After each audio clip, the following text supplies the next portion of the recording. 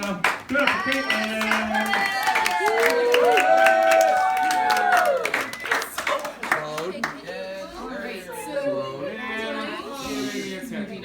Well, here.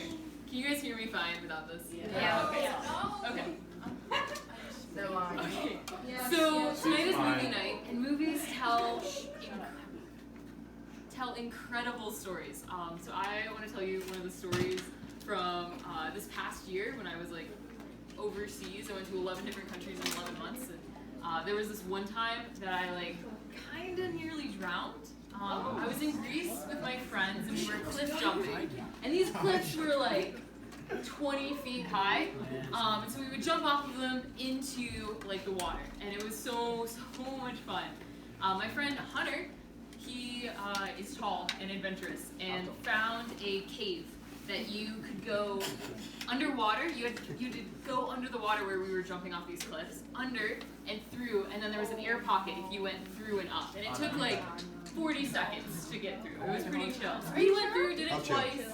My friend Matt also did it, went through, and it was totally fine. And me, I like adventure. You know, I like trying new things. And so after seeing, I also, try to make some wise decisions. So I let some other people do it first. Saw that they were successful.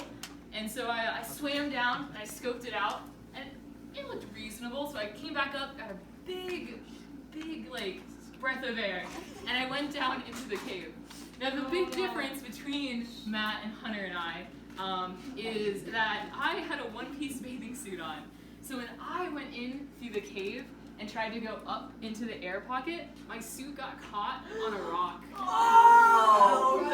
Yeah, so underwater, I was stuck. I was trying to go up to the air, and I couldn't get there.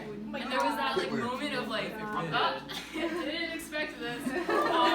And just like, all I could think of is like, I didn't have a lot of time to think like complete sentences. So I was just like, Jesus, ah. And like, I was able to like kick myself free, and I got a little scratched up in the process. But when I got up through the air pocket, my friends like fished me out and cleaned me up, got all first aid and all of that. So that's kind of intense, and maybe that hasn't happened to you, but that feeling of like being trapped, or like that feeling of being overwhelmed. So like, a lot of you guys know, so I'm Caitlin, your Young Life leader, but I'm also a student teacher. So I go to school at Michigan State, and then I also teach world history and government at Grand Blanc High School.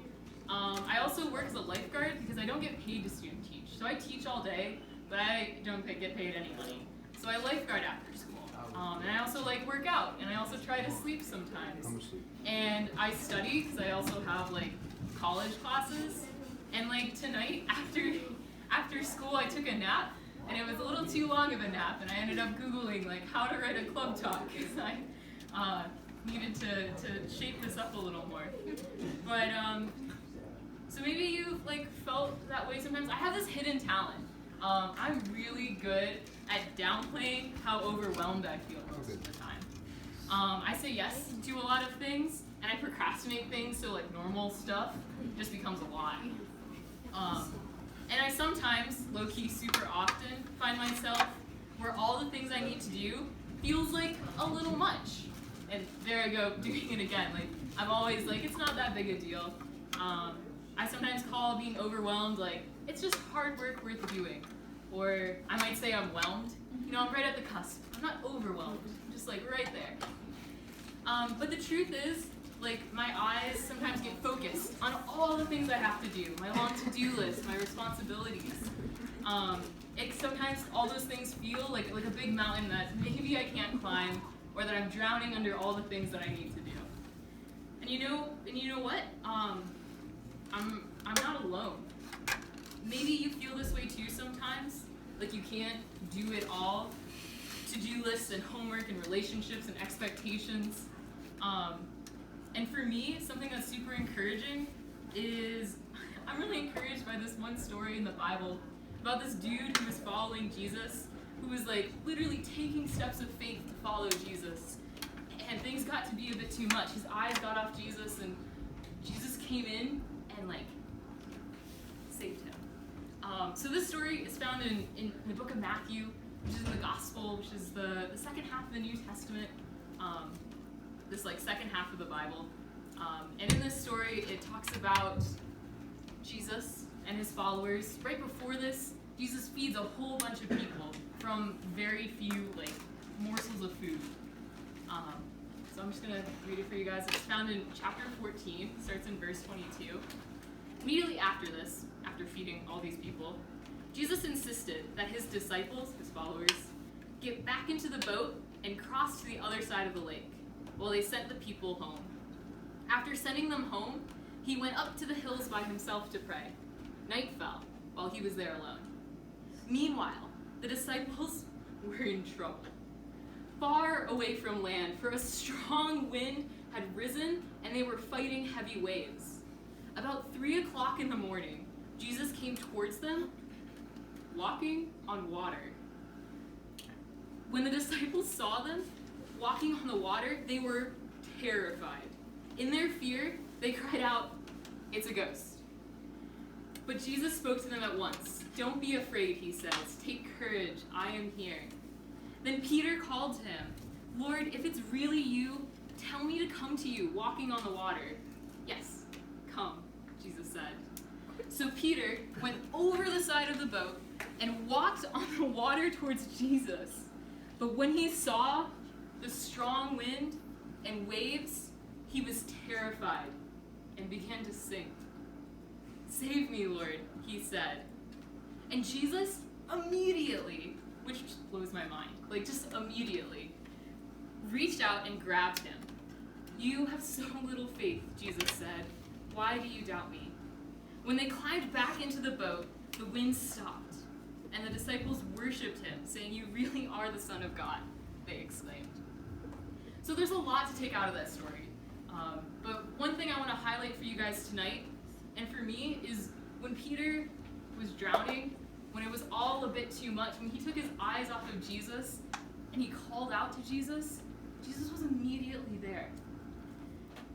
And I know, like, when we're feeling desperate, overwhelmed, Jesus is right there. And I know for me, lately, I've tried to get into more of a habit when I feel overwhelmed, when the to-do list looks way too long for the amount of time I have to do it, to just like set myself aside and pray. And often that prayer looks super basic. It looks like, "Jesus, I just need you. Help me do these things in a way that reflects you. Help me to love like you and be loved by you. You're enough, and nothing I do makes you want me more. Jesus, I need you, and thank you for being right here with me." So what I want you guys to take away from this little chat, if you feel overwhelmed or like you're drowning, maybe physically in a body of water in Greece, or maybe just doing all the homework and all the extracurriculars and all the expectations that you feel, that even in all those things, Jesus is what you need. Thank you.